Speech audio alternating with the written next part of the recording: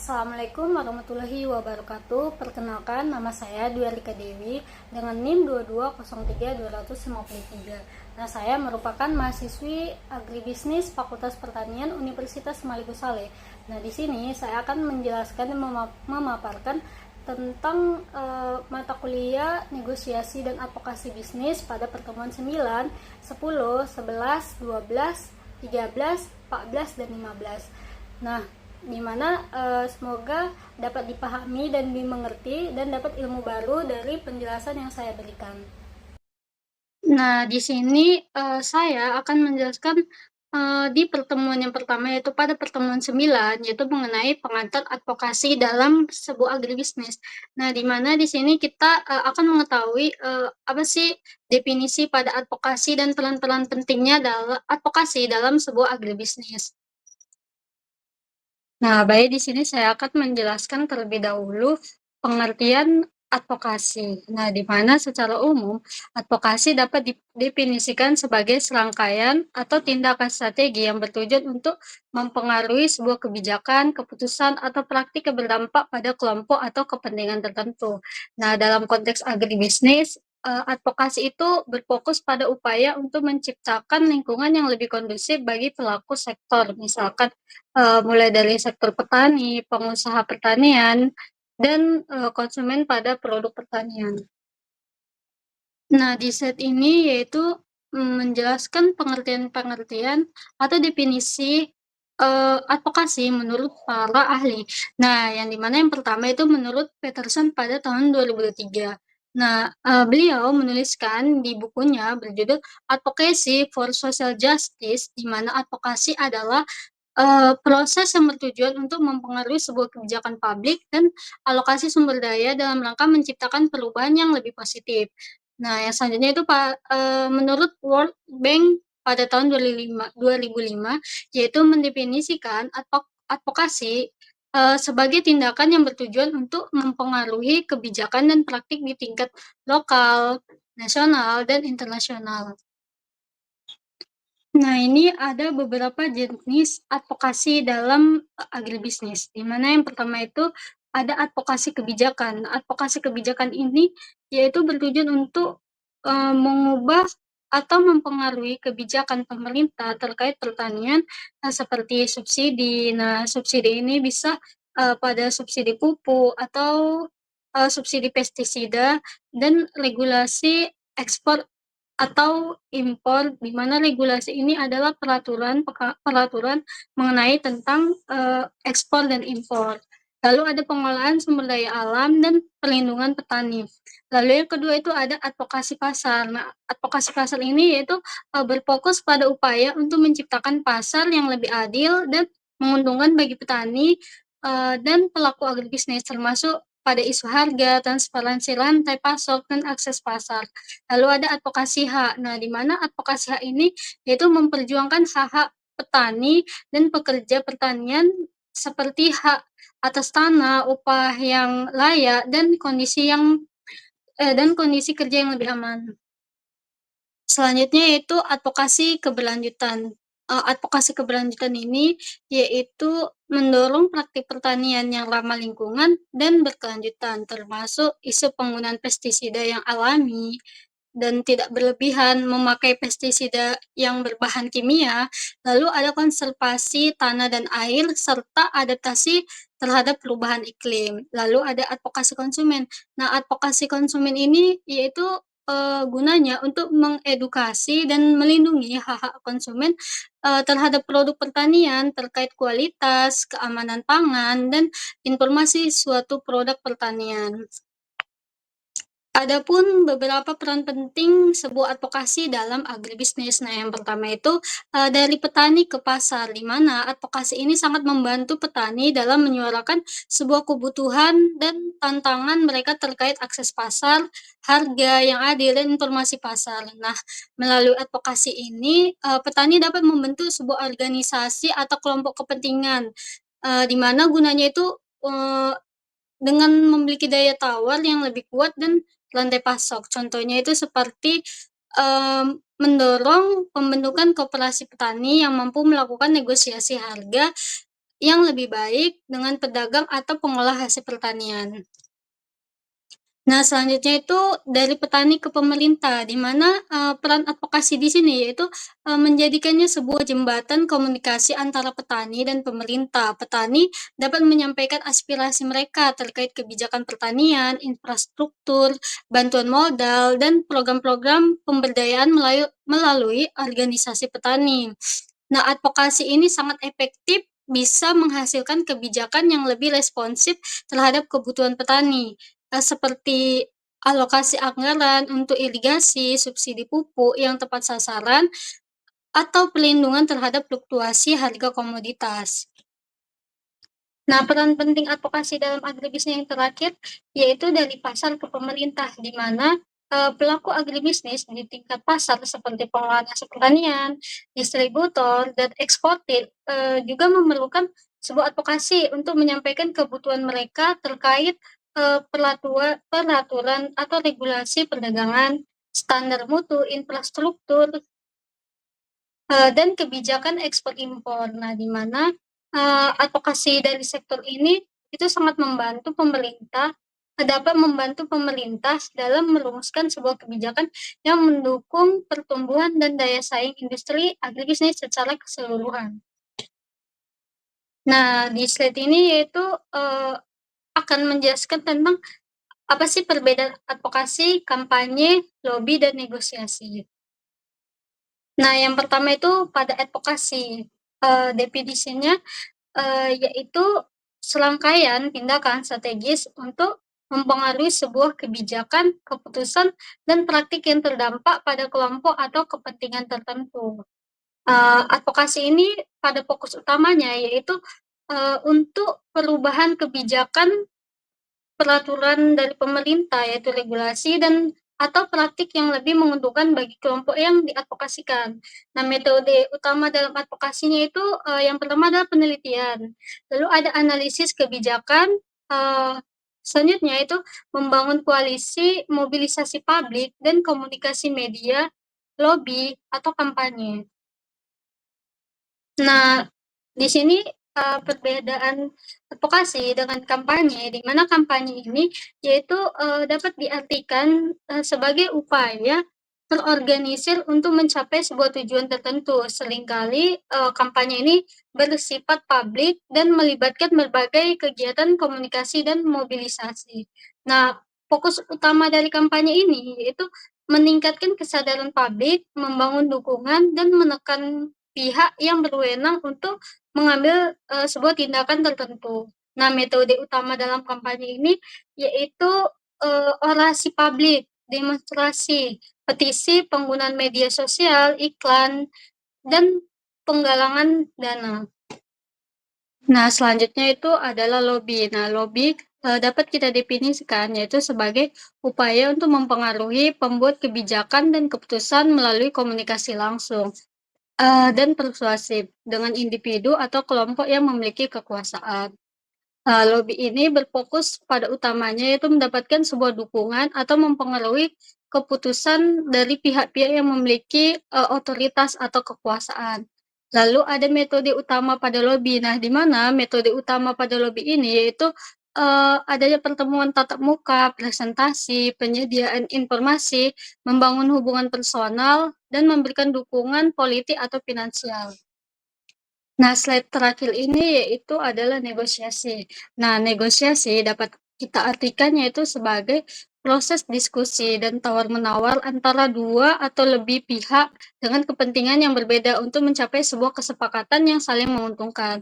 Nah, negosiasi ini berfokus utamanya yaitu untuk mencapai kesepakatan atau kompromi atas isu masalah tertentu. Nah, di mana metode utama dari negosiasi ini yaitu adanya diskusi, argumentasi, tawar-menawar, dan identifikasi kepentingan bersama untuk mencari solusi yang kreatif. Di mana yang kita ketahui negosiasi itu adalah, proses tawar-menawar untuk mencapai kesepakatan bersama. Nah, sekian dan terima kasih atas penjelasan saya di pertemuan 9 ini, semoga dapat dipahami dan, selanjutnya pada pertemuan 10. Nah, pertemuan 10 ini yaitu membahas isu-isu strategis agribisnis yang perlu diadvokasikan.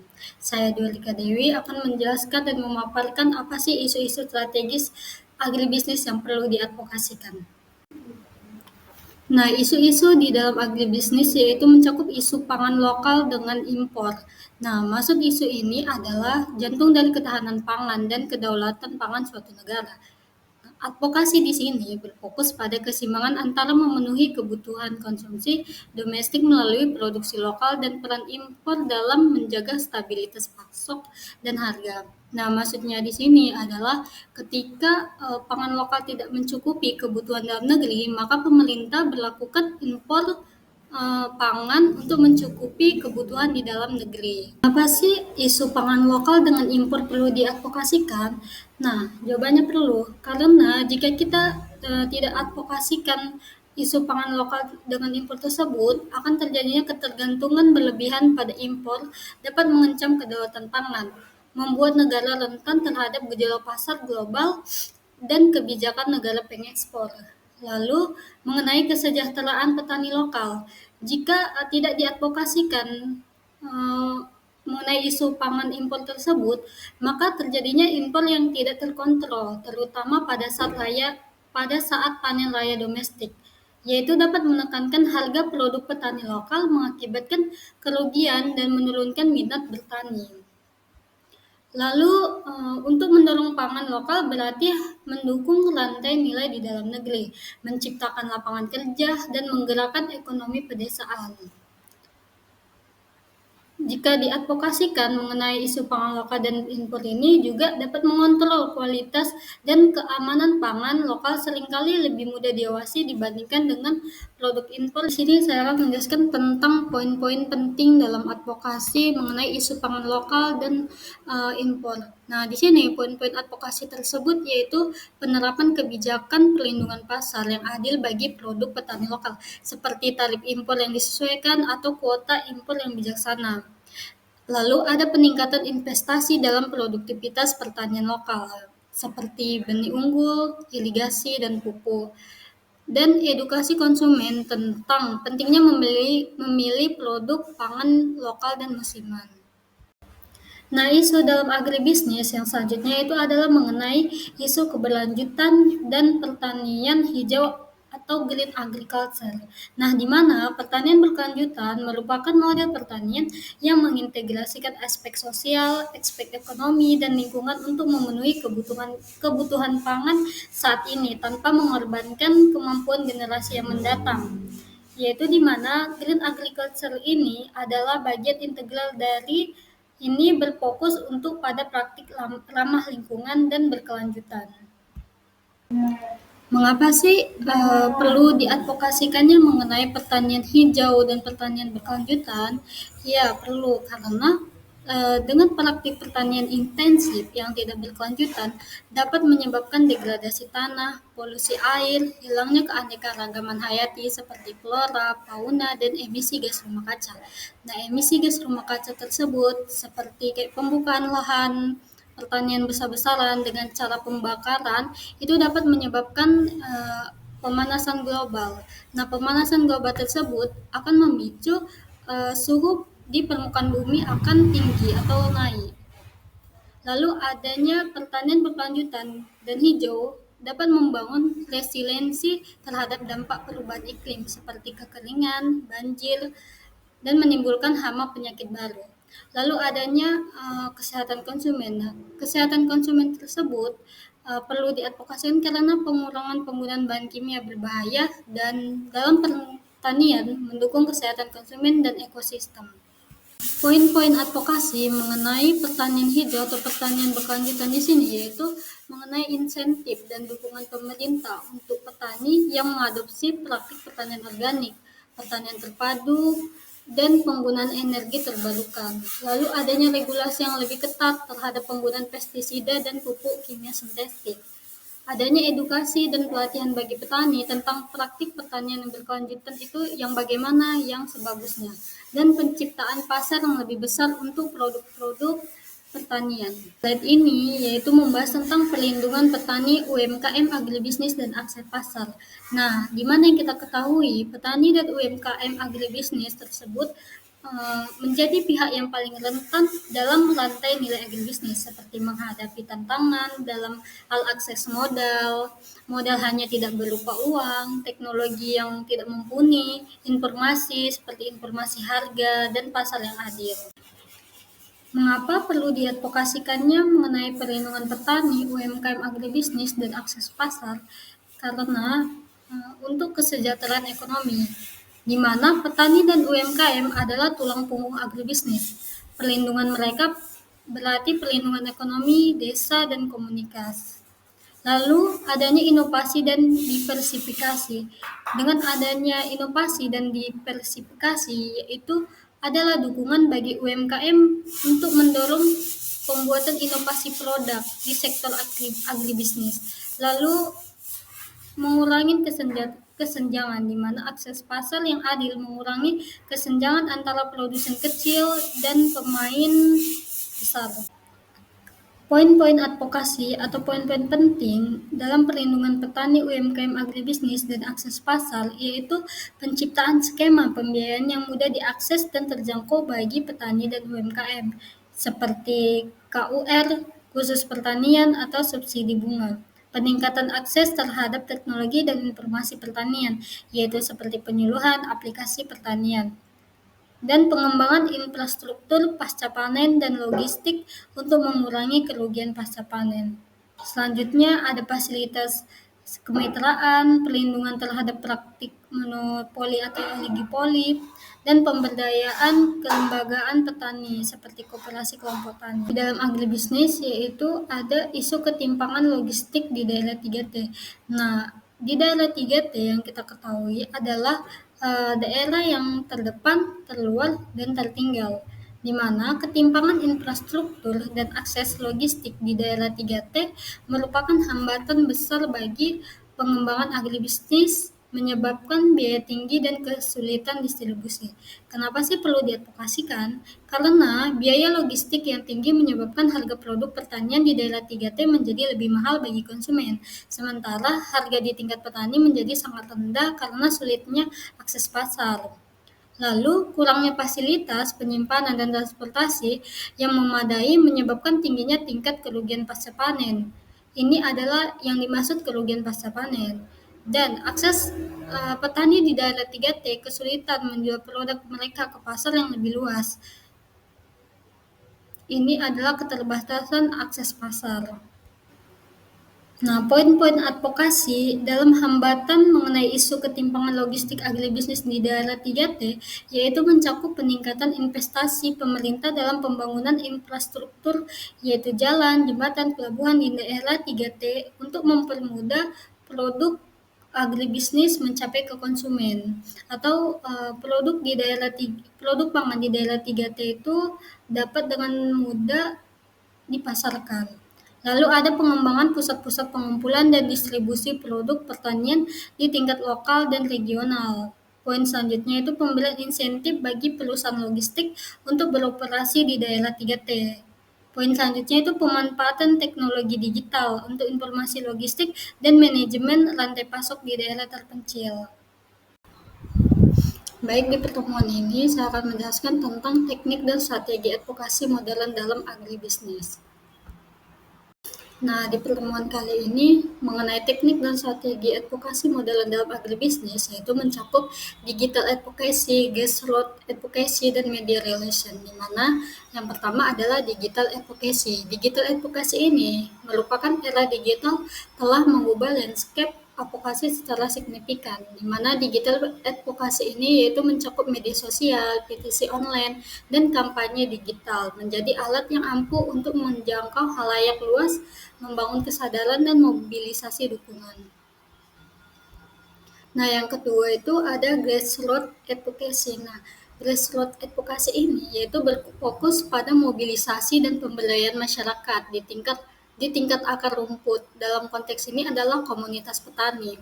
Kekuatan advokasi ini terletak pada jumlah dan suara kolektif dari individu yang terdampak langsung oleh isu di perjuangan, di mana grassroots advocacy ini fokusnya adalah memberdayakan masyarakat di tingkat petani. Yang paling dasar yaitu yang saya katakan tadi adalah komunitas petani. Kekuatan advokasi ini justru terletak pada jumlah dan suara kolektif dari orang-orang yang terdampak langsung. Kalau petani bersatu menyuarakan isu yang sama, maka pesan mereka akan lebih kuat dan memiliki legitimasi tinggi. Lalu ada media relation. Nah, media relation ini yaitu untuk membangun hubungan baik dengan media, seperti contohnya media cetak, elektronik, dan daring adalah kunci untuk memperluas jangkauan pesan advokasi dan membentuk opini publik. Digital advocacy yang pertama itu adalah penggunaan media sosial. Nah, media sosial yaitu platform seperti yang kita ketahui adalah Twitter, Facebook, Instagram, dan YouTube memungkinkan para advokat untuk menyebarkan informasi seluas-luasnya seperti yaitu berbagi fakta, data, cerita, dan analisis mengenai isu-isu agribisnis. Lalu yang kedua itu ada membangun komunitas. Nah, membangun komunitas ini yaitu untuk menghubungkan dengan individu dan organisasi yang memiliki minat yang sama. Mengorganisir aksi di mana dengan media sosial yaitu dapat mengumumkan acara, kampanye, dan cara-cara untuk terlibat. Mempengaruhi opini publik di mana untuk membentuk narasi dan merespon informasi yang salah satu atau merugikan. Lalu ada berinteraksi langsung dengan pembuat kebijakan, yaitu untuk beberapa pembuat kebijakan aktif di media sosial dan dapat dipengaruhi oleh tekanan publik. Lalu digital advokasi selanjutnya adalah petisi online. Nah, petisi online itu adalah platform seperti change.org atau EVAS, memungkinkan pengumpulan tanda tangan secara daring untuk mendukung suatu tuntutan atau perubahan kebijakan. Nah, petisi online ini dapat dengan cara mengumpulkan dukungan dalam jumlah besar dan memberikan tekanan kepada target advokasi. Selain petisi online tadi, ada juga namanya kampanye digital, di mana kampanye digital ini yaitu untuk melibatkan penggunaan berbagai saluran digital secara terkoordinasi untuk mencapai tujuan advokasi. Ini bisa meliputi seperti website dan blog, yaitu gunanya sebagai pusat informasi kampanye, email marketing untuk membangun hubungan dengan pendukung dan memberikan pembaruan. Lalu ada iklan online. Nah, iklan online ini digunakan untuk menjangkau audiens yang lebih luas. Lalu ada video dan infografi, yaitu untuk menyampaikan informasi secara menarik dan mudah dipahami oleh khalayak yang melihat. Lalu ada penggunaan hashtag. Nah, penggunaan hashtag ini yaitu untuk memperluas jangkauan pesan dan membangun percakapan di media sosial. Teknik dan strategi selanjutnya yaitu grassroots advocacy atau organisasi petani, yaitu untuk pemberdayaan komunitas petani, di mana dengan adanya pemberdayaan komunitas petani dapat membangun organisasi petani yang kuat, yaitu dengan mendukung pembentukan atau penguatan kelompok tani, koperasi, dan federasi petani agar mereka memiliki wadah untuk menyuarakan kepentingan bersama. Lalu ada pendidikan dan pelatihan, yaitu gunanya untuk meningkatkan pemahaman petani tentang hak-hak mereka, kebijakan pertanian, dan cara berpartisipasi dalam proses pengambilan keputusan. Lalu ada mobilisasi aksi lokal, di mana yaitu mengorganisir pertemuan diskusi, demonstrasi, atau aksi kolektif di tingkat komunitas untuk menarik perhatian pada petani. Dalam advokasi, membangun koalisi juga penting, di mana petani bekerja sama dengan organisasi masyarakat sipil atau OMS, akademisi seperti kampus-kampus dan kelompok lain yang memiliki tujuan yang sejalan. Lalu dokumentasikan pengalaman-pengalaman mereka, yaitu mengumpulkan cerita dan data dari lapangan untuk memperkuat argumentasi advokasi tersebut. Kenapa pemberdayaan petani itu penting? Karena petani adalah pihak yang paling merasakan dampak langsung dari kebijakan pertanian, sehingga suara mereka memiliki legitimasi yang kuat. Lalu adanya mobilisasi komunitas petani dapat menghasilkan dukungan yang signifikan untuk kampanye advokasi. Adanya tekanan dari konstituen di tingkat lokal dapat mendorong pembuat kebijakan untuk lebih responsif, yaitu akuntabilitas pembuat kebijakan. Nah, selanjutnya adalah media relation dalam advokasi agribisnis, di mana media relation dalam advokasi agribisnis itu mencakup beberapa, yaitu mengembangkan pesan yang jelas dan menarik. Nah, pesan tersebut adalah pesan advokasi yang harus ringkas dan tidak bertele-tele, mudah dipahami, dan relevan bagi audiens media. Yang kedua, ada membangun daftar kontak media, yaitu mengidentifikasi jurnalis dan outlet media yang meliputi isu-isu agribisnis. Nah, yang ketiga adalah menulis siaran pers yang efektif, yaitu menyediakan informasi yang relevan, akurat, dan menarik bagi jurnalis. Yang keempat yaitu adalah menulis siaran pers yang efektif, di mana untuk menyediakan informasi yang relevan, akurat, dan menarik bagi jurnalis. Selanjutnya adalah mengadakan konferensi pers, yaitu untuk mengumumkan isu penting atau merespon perkembangan terkini. Selanjutnya adalah menawarkan wawancara dan opini, yaitu menyediakan juru bicara yang kompeten untuk berbicara kepada media. Lalu selanjutnya ada memonitor liputan media, di mana fungsinya adalah untuk melacak bagaimana isu advokasi diliput dan merespon jika ada informasi yang tidak akurat. Selanjutnya adalah membangun hubungan jangka panjang dengan jurnalis, yaitu berusaha menjadi sumber informasi yang kredibel bagi media. Kenapa media penting dalam advokasi? Penting karena media memiliki jangkauan yang lebih luas dan dapat membantu menyampaikan isu kepada khalayak yang lebih besar. Nah, pentingnya media yaitu dapat membentuk opini publik, di mana pemberitaan media dapat mempengaruhi bagaimana masyarakat memandang suatu isu. Nah, dengan pentingnya media juga dapat menekankan pembuatan kebijakan, yaitu liputan media yang negatif dapat memberikan tekanan pada pembuat kebijakan untuk bertindak. Selanjutnya, pentingnya media yaitu membangun kredibilitas, yaitu di mana liputan media yang positif dapat meningkatkan kredibilitas organisasi advokasi. Slide ini yaitu menjelaskan tentang beberapa studi kasus. Yang pertama adalah kampanye.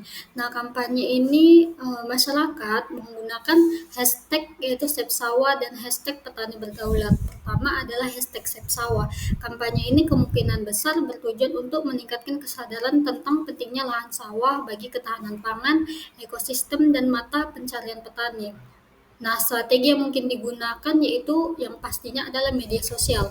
Nah, media sosial penggunaan hashtag Save Sawah untuk menyebarkan informasi berupa foto dan video tentang ancaman alih fungsi lahan sawah. Lalu ada petisi online. Nah, petisi online ini mengumpulkan dukungan publik untuk menolak alih fungsi lahan sawah atau mendorong kebijakan perlindungan lahan. Lalu ada keterlibatan tokoh masyarakat dan selebriti, yaitu untuk mendapatkan dukungan dari tokoh publik untuk memperkuat pesan kampanye tersebut. Lalu ada liputan media, mengupayakan pemberitaan di media massa tentang isu alih fungsi lahan dan dampaknya.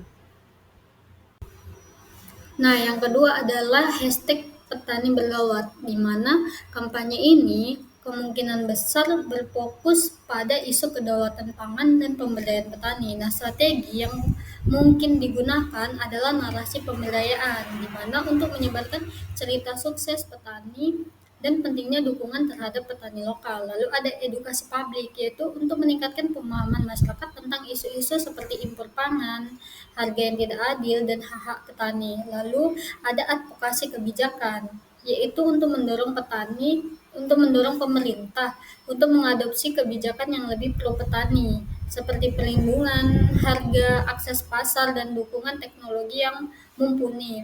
Lalu ada kolaborasi dengan organisasi petani, yaitu bekerja sama dengan organisasi petani di berbagai tempat untuk memperkuat gerakan. Lalu ada penggunaan konten kreatif. Nah, penggunaan konten kreatif ini bagus, yaitu dengan membuat infografis, video pendek, dan konten yang menarik untuk menjangkau audiens yang lebih luas. Baik, di slide ini adalah analisis studi kasus, di mana analisis studi kasus ada beberapa teknik cara, yaitu kita harus identifikasi tujuannya dulu. Apakah tujuan spesifik dari setiap kampanye, lalu ada analisis target audiens. Siapa sih yang kita jangkau oleh kampanye ini? Apakah masyarakat umum, pembuat kebijakan, atau petani. Lalu ada penggunaan teknik digital. Nah, bagaimana sih media sosial dan platform online ini dimanfaatkan? Lalu yang keempat adalah keterlibatan komunitas. Nah, keterlibatan komunitas ini apakah ada upaya untuk memobilisasi petani dan masyarakat sipil? Lalu ada hubungan dengan media. Kita harus tahu bagaimana sih kampanye ini berinteraksi dengan media massa, lalu ada dampak dan hasil. Nah, apa dampak yang berhasil dicapai oleh kampanye-kampanye ini, seperti misalkan perubahan kebijakan dan peningkatan kesadaran publik. Selanjutnya, di sini saya akan menjelaskan tentang pertemuan berikutnya, yaitu mengenai pemetaan stakeholder dan aliansi advokasi dalam agribisnis. Nah, yang pertama adalah identifikasi stakeholder strategis di agribisnis, di mana yang kita ketahui stakeholder adalah individu, kelompok, atau organisasi yang memiliki kepentingan atau dapat dipengaruhi oleh kegiatan, keputusan, atau kebijakan dalam sektor agribisnis. Identifikasi stakeholder strategis melibatkan pengenalan pihak-pihak yang memiliki pengaruh signifikan atau kepentingan langsung terhadap isu yang ingin diadvokasikan. Nah, stakeholder strategis di agribisnis yang pertama adalah pemerintah. Nah, di mana pemerintah bertanggung jawab atas kebijakan dan regulasi terkait produksi pertanian, ketahanan pangan, dan kesejahteraan petani. Lalu di pemerintahan yaitu ada Kementerian Perdagangan. Nah, Kementerian Perdagangan ini terlibat dalam kebijakan perdagangan produk pertanian, ekspor impor, dan stabilisasi harga. Lalu di dalam pemerintah yaitu ada Kementerian Keuangan, di mana yaitu untuk mengelola anggaran dan kebijakan fiskal yang mempengaruhi sektor agribisnis. Misalkan ada subsidi pajak. Nah, di dalam subsidi ini ada yang kita ketahui ada subsidi pupuk atau subsidi benih.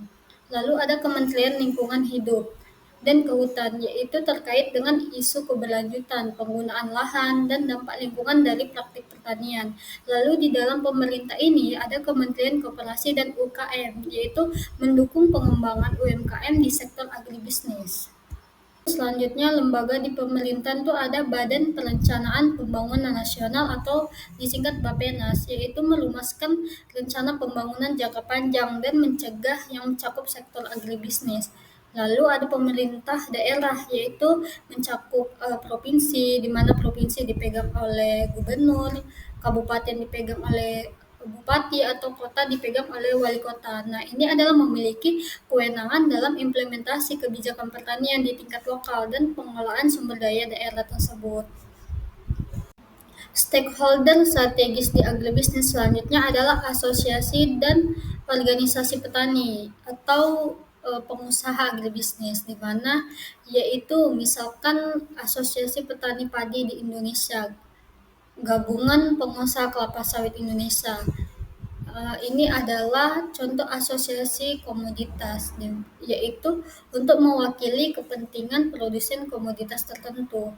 Lalu ada organisasi petani. Nah, organisasi petani ini misalkan Mentak Tani Nelayan Andalan atau KTNA, yaitu untuk menyuarakan aspirasi petani secara umum. Lalu ada koperasi pertanian. Nah, koperasi pertanian ini merupakan wadah bagi petani untuk berkolaborasi dalam produksi, pemasaran, dan pengadaan. Lalu ada asosiasi industri pengolahan hasil pertanian, yaitu mewakili kepentingan perusahaan. Nah, selanjutnya adalah media massa. Media massa yang kita ketahui yaitu berupa media cetak. Nah, media cetak itu ada koran, majalah, di mana digunakan untuk peran dalam membentuk opini publik dan menyampaikan informasi kepada masyarakat luas. Lalu ada media elektronik. Nah, media elektronik yang kita ketahui itu seperti televisi, radio, yaitu memiliki jangkauan yang luas dan dapat mempengaruhi persepsi publik secara signifikan. Selain media elektronik juga terdapat media daring. Nah, media daring itu berupa portal berita, media sosial yang kita pakai selama ini, yaitu memiliki kecepatan penyebaran informasi yang tinggi dan dapat menjangkau audiens yang lebih spesifik dan lebih luas, di mana Masyarakat sekarang itu lebih banyak menggunakan media daring, contohnya itu media sosial seperti Instagram, eee, Facebook, atau enggak Twitter yang memberikan informasi-informasi yang lebih cepat ketimbang televisi atau radio. Lalu ada stakeholder strategis di agribisnis, selanjutnya itu ada akademisi dan lembaga penelitian, yaitu yang pertama adalah universitas, di mana melakukan penelitian dan memberikan analisis ilmiah terkait isu-isu agribisnis. Lembaga penelitian pemerintah dan non-pemerintah, yaitu menghasilkan data dan rekomendasi kebijakan berdasarkan riset. Stakeholder selanjutnya adalah organisasi non-pemerintah atau NGO, di mana uh, organisasi non-pemerintah itu dapat berupa NGO lingkungan, di mana NGO lingkungan ini fokus pada isu keberlanjutan seperti konservasi sumber daya alam dan dampak lingkungan pertanian. Lalu ada NGO kesejahteraan petani, yaitu berupaya untuk meningkatkan kesejahteraan petani, hak-hak mereka, dan akses terhadap sumber daya. Lalu ada NGO konsumen. Nah, NGO konsumen itu untuk memperjuangkan hak-hak konsumen terkait kualitas dan keamanan produk pertanian, yaitu adalah perusahaan besar. Nah, di Indonesia terdapat dua perusahaan besar, yaitu ada swasta dan BUMN, di mana perusahaan besar itu mencakup perusahaan input pertanian, yaitu untuk memproduksi seperti pupuk, pestisida, benih, dan lain-lain, di mana memiliki pengaruh dalam penyediaan sarana produksi. Lalu ada perusahaan pengolahan hasil pertanian berskala besar. Nah, memiliki peran dalam penyerapan produk pertanian dan pembentukan pasar. Yang ketiga ada perusahaan retail dan distribusi, yaitu mempengaruhi akses pasar dan harga produk pertanian di tingkat konsumen. Nah, lalu ada BUMN pangan. Nah, BUMN pangan ini memiliki peran strategis dalam stabilisasi harga dan pengelolaan stok pangan nasional. Slide selanjutnya itu mengenai tentang strategi membangun koalisi advokasi. Sebelum mengetahui strategi tersebut, kita harus lebih memahami apa sih koalisi advokasi. Nah, koalisi advokasi adalah aliansi strategis antara berbagai stakeholder yang memiliki kepentingan bersama dalam isu tertentu. Membangun koalisi yang efektif dapat memperkuat daya tawar dan memperluas jangkauan upaya advokasi. Slide selanjutnya itu mengenai tentang koalisi. Ada beberapa hal penting yang harus kita ketahui. Yang pertama adalah identifikasi tujuan bersama. Nah, dengan identifikasi tujuan bersama, kita dapat menentukan isu atau tujuan spesifik yang menjadi fokus koalisi dan memastikan bahwa semua anggota memiliki pemahaman dan komitmen yang sama. Lalu yang kedua ada pemetaan potensi anggota koalisi, yaitu dengan cara mengidentifikasi organisasi atau individu yang memiliki kepentingan yang sejalan, sumber daya yang relevan misalkan keahlian, jaringan, dan dana, dan pengaruh yang dapat memperkuat koalisi tersebut.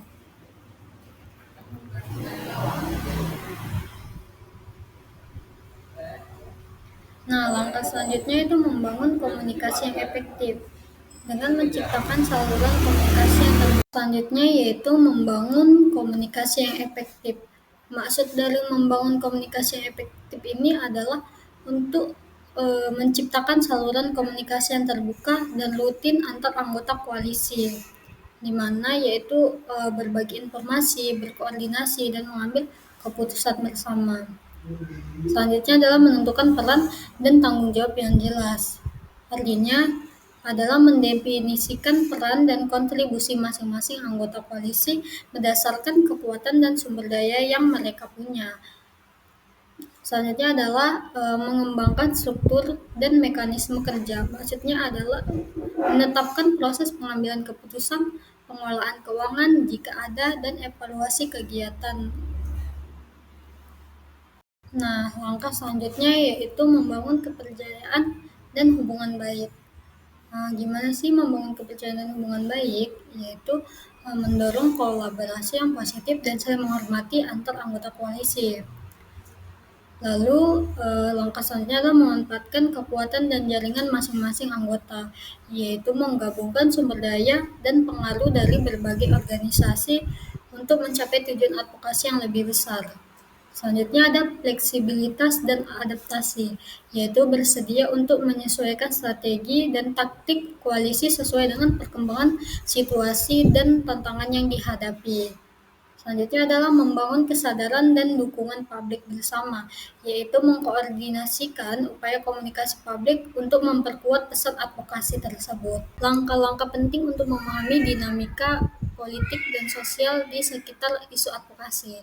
Nah, analisis ini sangat membantu dalam mengidentifikasi siapa yang menjadi sekutu potensial, siapa yang mungkin menjadi penentang, dan bagaimana cara terbaik untuk berinteraksi dengan masing-masing pihak. Nah, maksudnya di sini dengan adanya analisis tersebut kita kita dapat mengetahui siapa di sini yang menjadi pihak kita dan siapa yang menjadi penentang dan bagaimana sih cara yang terbaik dalam berinteraksi kepada pihak-pihak tersebut. Pertama adalah kepentingan stakeholder, di mana kepentingan ini yaitu mengidentifikasi apa yang menjadi perhatian utama setiap stakeholder terkait isu yang diadvokasikan. Kepentingan ini bersifat ekonomi, sosial, politik, atau lingkungan. Memahami kepentingan stakeholder dapat membantu dalam merumuskan pesan advokasi yang relevan dan menarik bagi mereka. Lalu adalah pengaruh stakeholder. Nah, pengaruh stakeholder ini yaitu untuk mengukur kemampuan setiap stakeholder untuk mempengaruhi kebijakan, keputusan, atau opini publik. Nah, pengaruh ini dapat berasal dari posisi formal, misalkan pemerintah, sumber daya ekonomi, jaringan yang luas, atau legitimasi di mata masyarakat. Berdasarkan Maastricht, stakeholder dapat dikategorikan menjadi 4 kategori. Yang pertama adalah high power, high interest, atau kita sebut ada pemain kunci. Nah, pemain kunci ini harus kita kelola dengan hati-hati dan kita libatkan secara aktif dalam proses advokasi. Upayakan untuk membangun hubungan yang kuat dan saling menguntungkan terhadap pemain kunci tersebut. Lalu yang kedua adalah high power, low interest, atau pengambil keputusan potensial. Nah, stakeholder ini memiliki kekuatan untuk mempengaruhi, namun mungkin tidak terlalu tertarik pada isu tersebut. Maka upayakan untuk membuat mereka tertarik dan menunjukkan relevansi isu dengan kepentingan mereka yang lebih luas. Stakeholder yang ketiga yaitu adalah low power, high interest, atau kita sebut adalah pendukung potensial. Nah, di mana stakeholder ini yaitu sangat tertarik dengan isu-isu yang lagi naik. Namun, stakeholder ini memiliki pengaruh yang terbatas secara langsung. Maka, stakeholder ini harus kita libatkan dalam aksi-aksi advokasi, kampanye, dan berikan informasi yang banyak, yang luas, dan berdayakan mereka itu untuk menyuarakan dukungan. Lalu yang keempat itu adalah low power, low interest, atau kita sebut adalah pengamat. Nah, stakeholder ini memiliki kepentingan dan pengaruh yang rendah. Maka untuk memonitor mereka itu berikanlah informasi jika diperlukan, namun tidak perlu menjadi fokus utama dalam upaya advokasi. Slide terakhir yaitu analisis kepentingan dan pengaruh stakeholder. Nah, analisis kepentingan tersebut kita bisa gunakan analisis SWOT stakeholder, di mana yang kita ketahui analisis SWOT yaitu adalah untuk melihat atau untuk analisis kekuatan atau strength, kelemahan yaitu weakness, peluang itu opportunities, dan ancaman itu threat dari perspektif setiap stakeholder yang dapat memberikan wawasan yang lebih mendalam tentang bagaimana mereka mungkin bereaksi terhadap upaya advokasi tersebut. Baik, itu saja penjelasan dari pertemuan ini. Semoga dapat dipahami. Akan dilanjutkan saat berikutnya yaitu mengenai pertemuan selanjutnya. Jadi saya akan menjelaskan tentang advokasi berbasis data dan digital tools dalam agribisnis. Nah, saat ini yaitu menjelaskan tentang berbagai data dan alat-alat digital dalam agribisnis untuk advokasi. Nah, saat ini itu menjelaskan tentang pentingnya data dalam advokasi agribisnis. Nah, sebelum kita mengetahui pentingnya data dalam advokasi agribisnis, data merupakan tulang punggung advokasi berbasis bukti. Nah, dalam agribisnis, data memberikan legitimasi pada klaim dan membantu mengidentifikasi akar masalah serta potensi solusi dari permasalahan tersebut. Nah, selanjutnya itu pada statistik harga. Nah, data statistik harga dapat kita ketahui dari harga produsen, yaitu pada tingkat petani, di mana data fluktuasi harga di tingkat petani dapat menunjukkan ketidakstabilan pendapatan, masalah rantai pasok, atau tekanan dari produk impor. Ini menjadikan bukti kuat untuk diadvokasikan sebuah kebijakan stabilisasi harga atau subsidi. Lalu yang kedua itu ada harga konsumen, di mana harga konsumen ini yaitu perbandingan harga di tingkat konsumen dengan harga petani dapat mengungkapkan inefisiensi rantai pasok atau praktik kartel. Lalu ada perbandingan harga regional atau global, di mana data ini dapat digunakan untuk menunjukkan disparitas harga antar daerah atau ketidakmampuan produk lokal. Produksi ini dapat kita lihat dari volume produksi. Nah, volume produksi ini menunjukkan sebuah kapasitas produk, sebuah kapasitas produksi suatu komoditas, di mana penurunan produksi ini dapat terjadi pada masalah lahan, iklim yang tidak menentu seperti curah hujan yang tinggi atau kemarau yang berkepanjangan. Lalu ada produktivitas lahan, di mana data ini sangat esensial untuk diadvokasikan. Produktivitas lahan ini yaitu dapat digunakan pada penggunaan peningkatan teknologi yang mumpuni, irigasi, dan penggunaan benih yang unggul dapat meningkatkan sebuah produktivitas sebuah komoditas. Lalu penggunaan varietas unggul, di mana penggunaan varietas unggul benih bersertifikat dapat meningkatkan produksi suatu komoditas tersebut.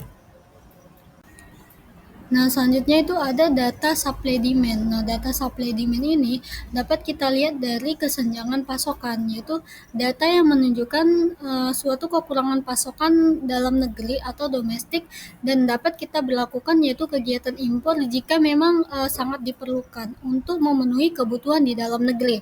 Lalu ada surplus produksi, di mana data surplus dapat menjadi dasar yang dapat kita advokasikan untuk pengembangan pasar baru, pengolahan pasca panen, atau kebijakan penyangga harga.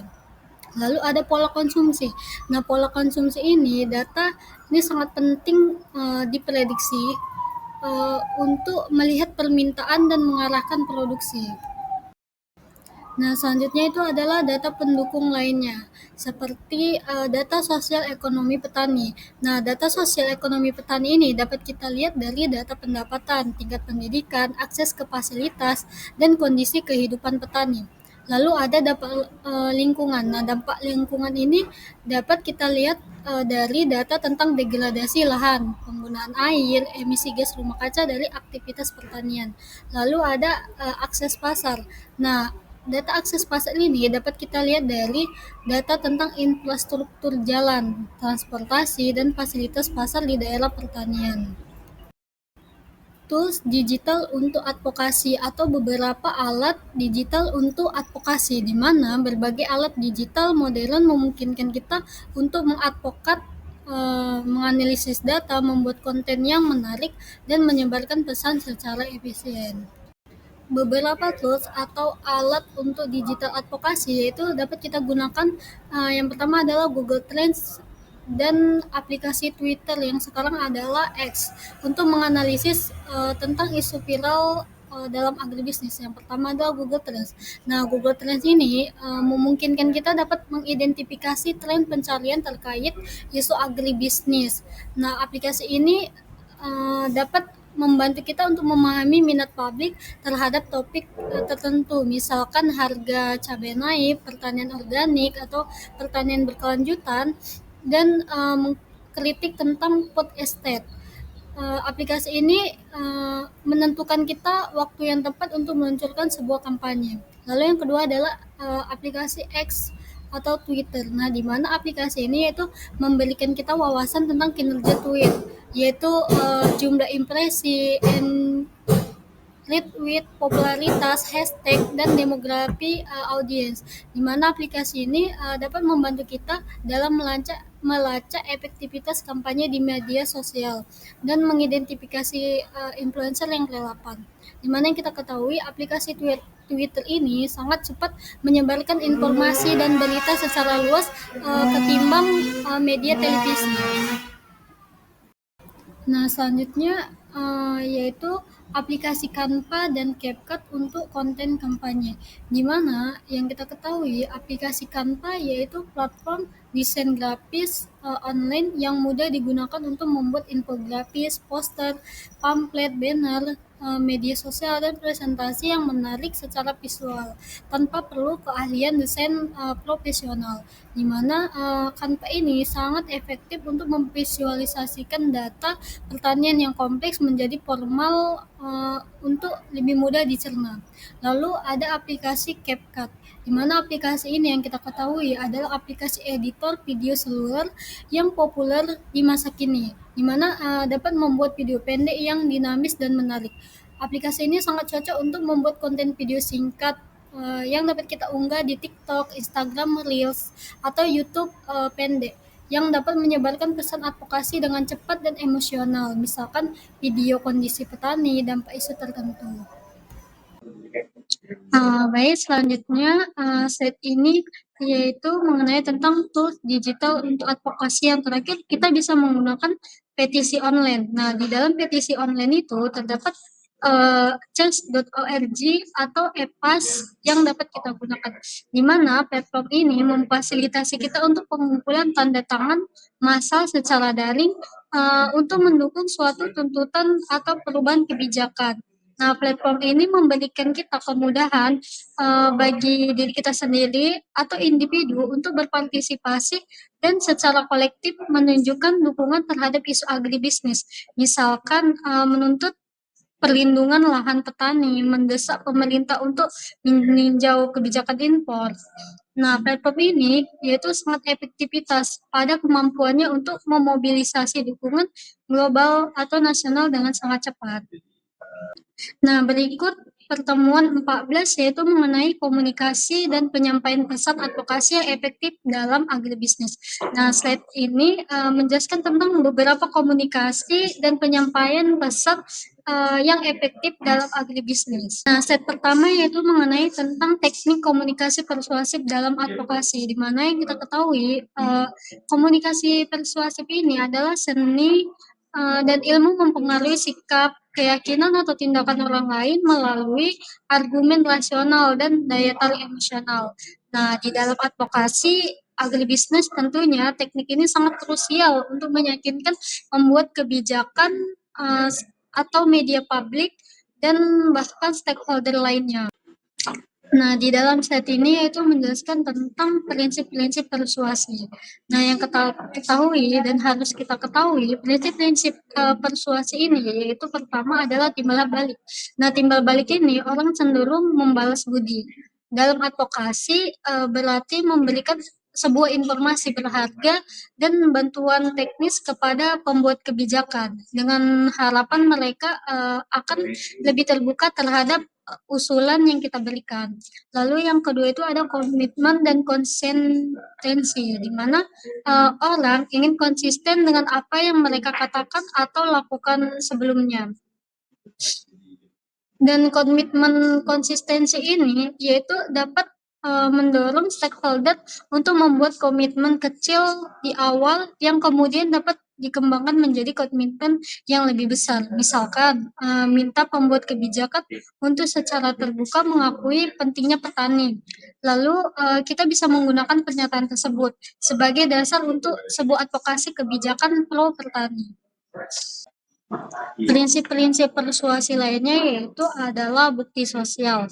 Nah, bukti sosial ini atau, social proof, di sini, mengatakan orang akan mengikuti tindakan orang lain, terutama jika mereka tidak yakin dengan pilihannya. Maka solusi yang, dapat kita berikan yaitu, kita bisa tunjukkan bahwa, banyak petani atau organisasi lain yang mendukung, isu-isu kita. Nah, kita dapat melakukannya dengan sorot keberhasilan praktik pertanian tertentu atau dampak positif, suatu kebijakan di tempat lain. Lalu prinsip lainnya yaitu adalah otoritas, di mana dikatakan di sini orang cenderung mengikuti saran dari figur otoritas atau, orang akan lebih cenderung mengikuti saran dari orang yang sangat berpengaruh. Jadi kita, dapat menggunakan, solusi yaitu gunakan data dari lembaga penelitian terkemuka. Kita bisa menggunakan kutip pendapat ahli pertanian atau libatkan tokoh masyarakat yang dihormati dalam sebuah kampanye advokasi. Nah, yang selanjutnya itu adalah liking atau suka. Nah, di sini dikatakan orang lebih mudah dibujuk oleh orang lain yang mereka sukai. Maka solusinya kita dapat membangun hubungan baik dengan target advokasi. Kita dapat menampilkan sebuah kredibilitas dan berkomunikasi dengan cara yang lama dan dapat dipercaya oleh audiens. Lalu ada kelangkaan. Nah, di sini dikatakan orang menilai lebih tinggi suatu yang langka atau terbatas. Maka kita dapat menekankan sebuah urgensi isu agribisnis. Misalkan jika tidak ada tindakan sekarang, lahan produktif akan hilang selamanya atau generasi petani muda akan meninggalkan sebuah sektor ini.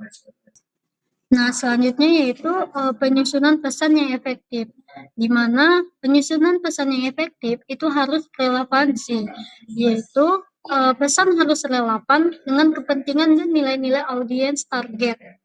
Bagi pembuat kebijakan, fokus pada dampak ekonomi atau stabilitas sosial. Bagi konsumen, fokus pada keamanan pangan atau keberlanjutan lingkungan. Selanjutnya itu harus jelas dan ringkas, di mana kita harus menghindari jargon teknis. Nah, kita dapat menyampaikan pesan utama dengan kalimat yang mudah dipahami dan diingat oleh audiens. Lalu harus berbasis solusi, di mana jangan hanya menyajikan masalah, tetapi kita tidak menawarkan sebuah solusi yang konkret. Misalkan, bukan hanya harga pupuk yang mahal, tapi pemerintah perlu mengimplementasikan skema subsidi pupuk yang lebih tepat sasaran dan transparan. Selanjutnya yaitu menarik emosi dan logika, di mana pesan yang kuat itu menggabungkan daya tarik emosional, misalkan cerita tentang perjuangan petani dengan argumen rasional yang didukung oleh sebuah data. Lalu harus konsisten. Nah, kita dapat pastikan pesan yang disampaikan itu harus konsisten pada semua saluran komunikasi dan oleh semua juru bicara. Adalah beberapa pemilihan saluran komunikasi. Nah, pemilihan saluran komunikasi itu harus mengedepankan audiens target. Nah, kita itu harus memilih target audiens yang tepat. Jadi kita dapat memilih saluran yang paling sering digunakan oleh audiens, misalkan media sosial seperti pada generasi Gen Z itu lebih sering menggunakan media sosial seperti Instagram, TikTok, dan Twitter. Lalu pada generasi milenial atau boomers itu media yang sering digunakan itu seperti radio atau televisi. Lalu ada sifat pesan. Nah, sifat pesan ini, pesan harus kompleks dan membutuhkan laporan atau presentasi. Sementara pesan yang singkat dan mendesak cocok untuk media sosial atau siaran pers. Selanjutnya itu ada storytelling berbasis data agribisnis. Nah, kita harus mengetahui apa sih storytelling tersebut.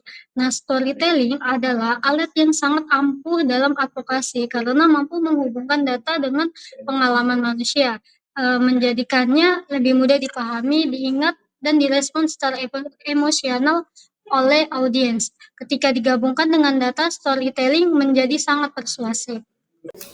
Mengapa storytelling harus berbasis data efektif? Nah, karena data ini harus humanisasi isu. dan data saja bisa terasa dingin dan abstrak, maka cerita memberikan wajah manusia pada statistik, menunjukkan dampak nyata dari masalah atau solusi pada individu atau komunitas. Nah, storytelling berbasis data efektif itu dapat meningkatkan daya ingat. Otak manusia lebih mudah mengingat sebuah narasi sekumpulan fakta dan angka. Lalu membangun empati. Nah, di mana cerita dapat membangkitkan sebuah emosi dan empati untuk mendorong audiens lebih peduli terhadap sebuah masalah. Nah, storytelling berbasis data efektif juga dapat menyederhanakan kompleksitas, di mana cerita dapat membantu menjelaskan sebuah isu, terlebih lagi dari isu agribisnis yang sangat kompleks, misalkan rantai pasok global dan dampak perubahan iklim. Nah, ini menjadikan sebuah format yang lebih mudah dicerna oleh audiens, lalu meyakinkan lebih baik di mana sebuah cerita yang kuat didukung oleh data yang akurat jauh lebih meyakinkan daripada data semata.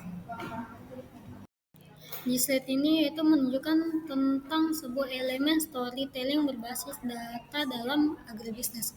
Nah, beberapa elemen tersebut adalah yang pertama tokoh atau karakter. Di sini kita mengetahui siapa sih tokoh utama dalam cerita, apakah petani yang berjuang, UMKM yang inovatif, atau konsumen yang peduli. Lalu kita mengetahui konflik atau masalahnya. Nah, di sini dikatakan apa sih tantangan yang dihadapi oleh tokoh tersebut. Misalkan tokohnya adalah petani. Nah, tantangan yang dihadapi yaitu seperti harga jatuh, gagal panen akibat dari perubahan iklim atau lahan tergusur. Nah, kesulitan akses modal merupakan sebuah tantangan yang dihadapi oleh tokoh tersebut atau tokoh petani tadi. Nah, disinilah data dapat masuk menunjukkan skala masalah. Misalkan penghasilan Pak Budi turun 50% karena harga jagung tersebut anjlok. Nah, di slide ini yaitu menjelaskan tentang beberapa contoh penerapan dalam agribisnis. Yang pertama, kita dapat menggunakan sebuah video dokumenter pendek, yaitu mengisahkan sebuah perjuangan seorang petani kopi di pedalaman yang kesulitan menjual produknya karena infrastruktur yang buruk diselingi dengan data yang minimnya akses jalan di daerah 3T. Lalu kita juga bisa menggunakan sebuah infografis interaktif, yaitu menceritakan tentang bagaimana satu desa beralih ke pertanian berkelanjutan dengan data yang menunjukkan peningkatan pendapatan tersebut atau peningkatan produksi uh, petani dan pengurangan jejak karbonnya. Nah, contoh penerapan dalam agribis yang lainnya, kita dapat menggunakan testimoni petani, yaitu di sini dikatakan kutipan langsung dari petani yang menggambarkan dampak positif atau negatif suatu kebijakan. Bisa diperkuat dengan statistik yang relevan. Lalu, laporan advokasi, yaitu struktur laporan yang diawali dengan cerita inspiratif atau gambaran masalah di lapangan. Nah, diikuti oleh analisis data dan direkomendasikan dengan kebijakan. Di sini saya akan menjelaskan tentang pertemuan yang terakhir, yaitu dengan tema manajemen krisis dalam advokasi agribisnis. Nah, di dalam tema tersebut yaitu kita mempelajari bagaimana sih manajemen yang baik untuk menghadapi krisis agribisnis. Sebelum kita mengetahui apa sih dan bagaimana sih manajemen krisis dalam konteks advokasi yang benar, nah di sini kita harus mengetahui dulu dan memahami pengertian dari manajemen krisis dalam konteks advokasi, di mana pengertiannya adalah serangkaian proses dan tindakan yang terencana untuk mempersiapkan, merespon, dan pulih dari peristiwa tak terduga yang dapat merugikan tujuan advokasi, kredibilitas organisasi, atau kelompok yang diwakili. Nah, tujuannya yaitu untuk meminimalkan dampak negatif yang mungkin terjadi dan mengubah krisis tersebut menjadi sebuah peluang. Ini adalah beberapa contoh krisis dalam advokasi agribisnis. Nah, yang pertama itu adalah berita hoax harga pangan. Misalkan tersebarnya informasi palsu tentang kenaikan drastis harga beras yang memicu kepanikan konsumen dan destabilisasi pasar. Bagi kelompok advokasi petani, ini sangat menjadi krisis karena dapat memicu kebijakan kontrol harga yang merugikan seorang petani atau menyudutkan petani sebagai penyebab kenaikan harga. Lalu ada kebijakan dadakan larangan ekspor dan impor. Pemerintah secara tiba-tiba mengeluarkan kebijakan larangan ekspor komoditas tertentu, misalkan minyak goreng dan batu bara, atau larangan impor produk pertanian. Ini beberapa contoh krisis lainnya, yaitu pencemaran nama baik komoditas, di mana sebuah produk pertanian tertentu, misalkan kelapa sawit, produk hortikultura, dituduh memiliki dampak negatif serius terhadap lingkungan atau kesehatan tanpa bukti ilmiah yang kuat, yang disebarkan luas oleh media atau kelompok tertentu. Nah, ini menjadi krisis bagi asosiasi produsen komoditas tersebut. Nah, di mana yang kita ketahui, pencemaran nama baik kelapa sawit itu sering dituding, yaitu mengenai tentang isu lingkungan, deforestasi, dan pencemaran tanah dan air, di mana pembukaan lahan secara besar-besaran untuk kawasan kelapa sawit, yaitu dengan cara pembakaran lahan atau pembakaran hutan, itu dapat memicu atau pemicu global warming, pemanasan global yang mengakibatkan suhu di permukaan bumi itu menaik. Lalu ada kegagalan program pertanian skala besar. Sebuah program pemerintah, contohnya itu food estate, yang diadvokasikan atau dikritik oleh organisasi, ternyata mengalami kegagalan besar yang menyebabkan sebuah kerugian ekonomi dan lingkungan. Contoh krisis yang terakhir itu adalah serangan personal terhadap tokoh advokat. Di sini dikatakan tokoh kunci dalam advokasi pertanian diserang secara personal dengan tuduhan yang tidak benar atau pencemaran nama baik yang dapat melemahkan gerakan advokasi secara keseluruhan. Nah, di slide ini yaitu menjelaskan strategi menghadapi penolakan, ancaman, atau misinformasi. Nah, dikatakan di sini yaitu menghadapi penolakan, ancaman, atau misinformasi itu sangat memerlukan respon yang cepat, terkoordinasi, dan strategis untuk mencapai tujuan. Nah, beberapa strategi untuk menghadapi penolakan, ancaman, atau misinformasi, kita dapat membentuk tim krisis, di mana pembentukan tim krisis ini terdiri dari juru bicara, ahli komunikasi, ahli hukum jika diperlukan, dan perwakilan dari kelompok yang diadvokasi. Lalu tim ini harus memiliki otoritas untuk membuat keputusan yang cepat. Nah, strategi selanjutnya itu kita dapat melakukan pemantauan dan deteksi dini, yaitu kita dapat melakukannya dengan selalu aktif memantau media massa seperti media cetak, elektronik online, dan media sosial seperti Instagram atau Twitter atau TikTok untuk mendeteksi munculnya sebuah isu-isu negatif, misinformasi, atau ancaman sedini mungkin. Nah, kita juga dapat menggunakan alat social listening untuk melacak sebutan merek, hashtag terkait, dan sentimen publik. Nah, strategi selanjutnya itu penilaian dan analisis. Nah, di mana setelah krisis tersebut terdeteksi, kita dapat melakukan analisis yang lebih mendalam, yaitu kita dapat menganalisis seperti apa sumber krisis tersebut, seberapa luas dampaknya, siapa saja yang terpengaruh, apa saja fakta-fakta yang sebenarnya, dan siapa pihak-pihak yang terlibat dalam menyebarkan sebuah informasi yang hoax atau misinformasi atau ancaman. Nah, setelah kita melakukan analisis, kita harus bisa membedakan apakah kritik tersebut valid atau hanya misinformasi atau hoax. Strategi selanjutnya itu pengembangan pesan kunci, di mana kita dapat merumuskan pesan-pesan kunci itu yang secara jelas, ringkas, akurat, dan konsisten secara fakta, dan fokus pada koreksi misinformasi dan penegasan posisi advokasi. Lalu kita harus menghindari bahasa yang emosional atau defensif. Strategi selanjutnya yaitu kita harus respon cepat dan tepat, di mana kita itu tidak boleh menunda respon, di mana penundaan dapat memperburuk situasi dan menimbulkan persepsi yang negatif. Lalu kita pilih saluran yang tepat. tergantung pada sifat krisisnya. Misalkan pernyataan pers, klarifikasi di media sosial, surat terbuka, dialog dengan pihak terkait. Respon cepat dan tepat harus transparansi, yaitu bersikap terbuka dan jujur sejauh mungkin. Dan kita respon cepat dan tepat harus memiliki sifat yang empati, yaitu akui kekhawatiran publik atas pihak yang terdampak. Respon cepat dan tepat harus fokus pada solusi. Jika krisis terkait masalah, sampaikanlah langkah-langkah yang akan diambil untuk mengatasinya. Nah, strategi selanjutnya itu kita harus melawan misinformasi dan hoax, di mana kita harus membuktikannya dengan fakta dan bukti, yaitu berupa sajikan data atau bukti yang konkret untuk membantah misinformasi tersebut. Lalu kita bisa melakukan dengan klarifikasi, yaitu lakukanlah klarifikasi publik secara tegas melalui media dan platform digital. Lalu kita bisa mengedukasi publik jika perlu.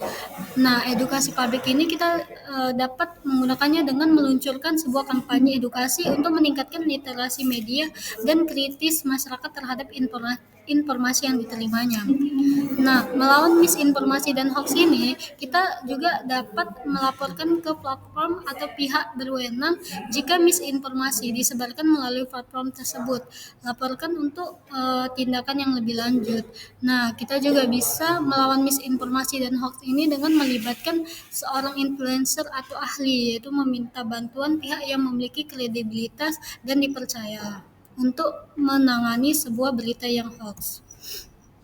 Melakukan evaluasi dan pembelajaran, di mana setelah kita melakukan evaluasi atau setelah krisis tersebut mereda, maka kita dapat melakukan sebuah evaluasi yang menyeluruh tentang bagaimana krisis tersebut ditangani. Apakah penanganan tersebut sudah efektif atau masih banyak minusnya. Lalu kita bisa mengidentifikasi sebuah pelajaran yang bisa kita ambil untuk meningkatkan kesiapsiagaan di masa yang akan datang. Nah, kita juga bisa perbarui rencana manajemen krisis jika diperlukan. Nah, slide ini yaitu menjelaskan tentang teknik-teknik membuat pernyataan resmi dan klarifikasi di media sosial, di mana pernyataan resmi dan klarifikasi di media sosial itu sangat memerlukan pendekatan yang berbeda namun tetap konsisten dalam pesan tersebut. Nah, yang pertama adalah pernyataan resmi. Nah, pernyataan resmi itu harus jelas dan ringkas. Kita dapat menyampaikan poin-poin utama dalam beberapa paragraf dengan jelas dan ringkas agar audiens tersebut bisa memahaminya. Lalu pernyataan resmi ini harus faktual dan akurat, yaitu kita bisa memastikan semua informasi yang disampaikan benar dan dapat diverifikasi. Nah, pernyataan resmi ini harus tujuannya itu harus jelas apa yang ingin dicapai dengan pernyataan ini. Misalkan mengklarifikasi, membantah tuduhan atau mengumumkan sebuah tindakan. Nah, pernyataan resmi itu yaitu satu suara. Nah, kita bisa memastikan hanya satu juru bicara resmi yang ditunjuk untuk memberikan pernyataan.